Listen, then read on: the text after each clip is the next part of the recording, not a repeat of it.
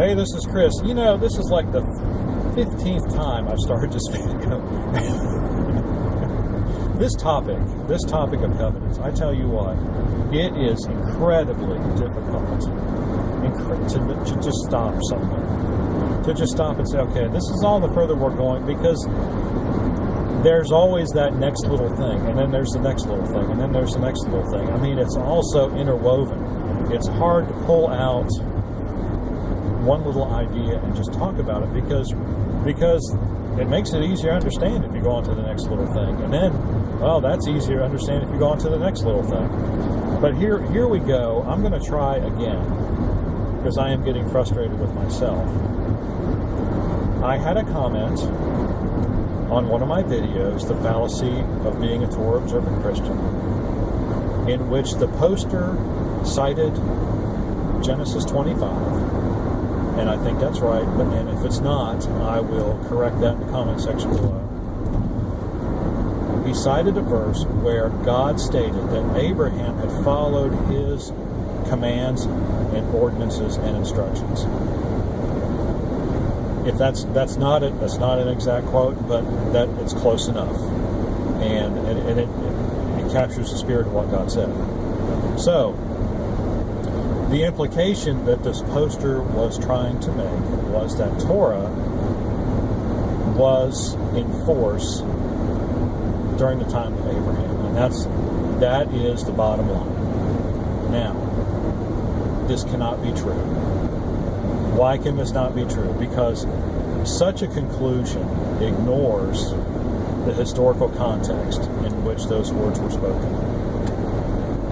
I don't know what those commands, ordinances, and instructions were in exhaustive detail that God gave Abraham, that Abraham then obeyed God. But it wasn't Torah. Because we know for a fact that Torah was not given until Moses went up on the mountain, on Mount Sinai, and God gave it to him. It's as simple as that. You can't have something pre-exist itself.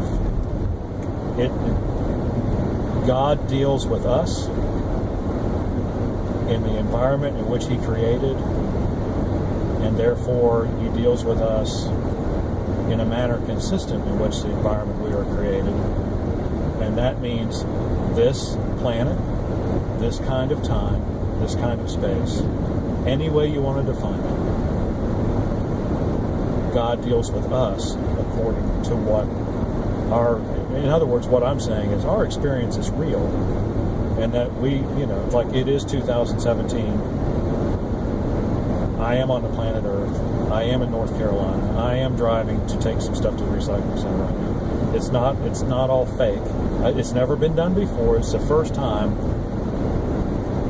that I've made this particular trip, and it's the only time I'll make this particular trip. Jesus was born in the 4th century in a little town called Bethlehem, BC, that is. He wasn't born before then. He wasn't born after that. That date is fixed. That's when He became the God-man. Torah came into existence. For whatever reason it came into existence for, at that date. And I'm not going to get into those reasons. See? It's tough. It's tough to maintain these lines of demarcation. But for the purposes of this video, that's what I'm going to do. So, you can only assert that Torah pre-existed itself by ignoring historical context, by ignoring real history, and by ignoring a lot of other things. And so, he's wrong. It's just as simple as that. He's wrong, and any Torah-observant Christian, and I use that term lightly because you can't be Torah-observant and a Christian at the same time. You're one or the other.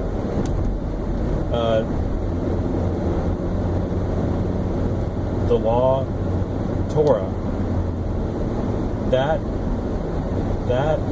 law, that expression of the eternal law of God. And you know what? I think that's really where I'm going with this. There is an overarching eternal law of God. Torah's not it. It simply is not it. It was what it was, and it did not start. When Abraham was alive. It started when Moses went up on the mountain and God gave it to him. That's when it started. And it ended when the temple was destroyed, for sure. You could argue that it ended when Jesus Christ first came. But certainly it ended when the temple was destroyed and it could no longer be followed. So I think I'm pretty satisfied with that. I'm satisfied with that. I hope you are too. If you have any questions or comments, please do so in the section provided below. If you enjoy our videos, you want to like them, you want to subscribe to them, or subscribe to our channel, I'd appreciate it if you did. I think you'll learn something. This is important stuff. If you're a Christian, I think it's important to understand the covenants. It is. I think it's like a central thing. It really is. It's why do you believe what you believe? Why do you do what you do? Do you have a good reason for doing some things and not doing other things? The Christian church is confused about a great many things, and if you simply listen to what God's Word says, and you simply, like we're going to do, define completely and overarchingly define the covenants, their relation to one another, I think it'll help you. I really do. It helps me. Because then I don't have to worry about it. There's a lot of things you don't have to worry about if you understand the covenants completely. If you have a broad understanding of what they are, what they're for. See, I could just ramble on for hours, but I'm not going to. I hope you have a blessed day, and we will see you on the next one.